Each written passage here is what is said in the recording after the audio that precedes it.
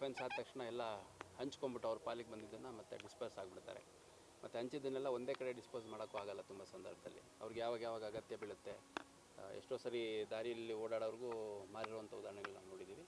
So ಇದೊಂದು ಭಾಳ ಉತ್ತಮವಾದ ಅಪರಾಧ ಪತ್ತೆ ಅಂತ ಹೇಳ್ಬೋದು. ಯಾಕಂದರೆ ಭಾಳ ದೊಡ್ಡ ಮೌಲ್ಯದ ವಸ್ತುಗಳು ಹೋಗಿತ್ತು, ಅಷ್ಟೇ ದೊಡ್ಡ ಮೌಲ್ಯದ ವಸ್ತುಗಳನ್ನು ರಿಕವರಿ ಮಾಡ್ಕೊಂಡಿದ್ದಾರೆ. ಮತ್ತು ಭಾಳ ಬೇಗ, ಯಾಕಂದರೆ 1.5 ತಿಂಗಳು ತಮಗೆಲ್ಲ ಅನ್ನಿಸ್ಬೋದು ಭಾಳ ಲಾಂಗ್ ಆಯಿತು ಅಂತಂದು. ಪ್ರಾಪರ್ಟಿ ಅಫೆನ್ಸ್ ಲೆಕ್ಕಕ್ಕೆ 1.5 ತಿಂಗಳು ಭಾಳ ಕಡಿಮೆ ಟೈಮ್. ಇದೆಲ್ಲ ಸರಿಸುಮಾರು ಬಂಗಾರ ಮತ್ತು ಬೆಳ್ಳಿ ಬೇರೆ ಎಲ್ಲ ವಸ್ತುಗಳು ಸೇರಿ ಒಟ್ಟು ಸುಮಾರು ಒಂದು 70 ಲಕ್ಷ ಹತ್ತಿರ ಆಗುತ್ತೆ ಅನ್ನುವಂಥದ್ದು ಹೇಳ್ತಾರೆ. 77 ಲಕ್ಷ ಮೌಲ್ಯದ ವಸ್ತುಗಳನ್ನು ವಶಪಡಿಸ್ಕೊಂಡ್ರೆ ಈ 5 ಜನ ಆರೋಪಿಗಳೇನಿದ್ದಾರೆ, ಫರಾನ್ ಶೇಖು, ಮುಕೇಶು, ಫಾತಿಮಾ ಶೇಖು, ಅಫ್ತಾಬ್ ಅಹಮದ್ ಶೇಖು, ತಲಸ್ ಶೇಖು, ಈ 5 ಜನ ಅಂತಾರಾಜ್ಯ ಕಳ್ಳರೆ. ಇದರಲ್ಲಿ ಪ್ರಮುಖ ಆರೋಪಿಯನ್ನು ಫರಾನ್ ಶೇಖ್ ಅಂತಿದ್ದ. ಅವನು 4-5-6 ರಾಜ್ಯಗಳಲ್ಲಿ ಕಳ್ಳತನ ಮಾಡಿರುವಂಥದ್ದು ನಮಗೆ ಹಿಂದೆ ಪತ್ತೆ ಆಗಿತ್ತು.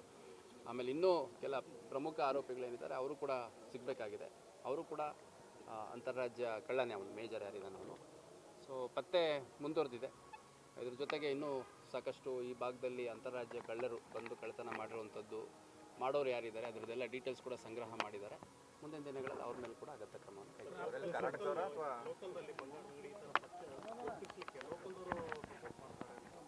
ಈಗ ಈ ಪ್ರಕರಣದಲ್ಲಿ ಡೇ 1 ಅಫೆನ್ಸ್ ಆದಂಥ ಸಂದರ್ಭದಲ್ಲೇ ನಮಗಿದು ಅನುಮಾನ ಇತ್ತು.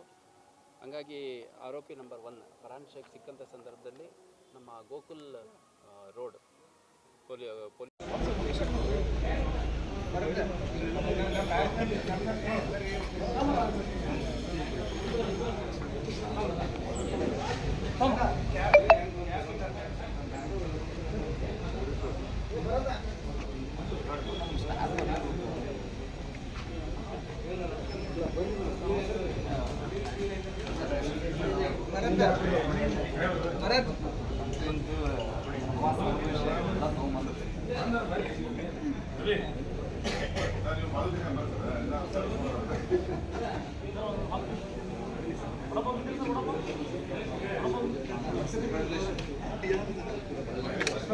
ಸರಿ ಸರ್, ಮುಂದೆ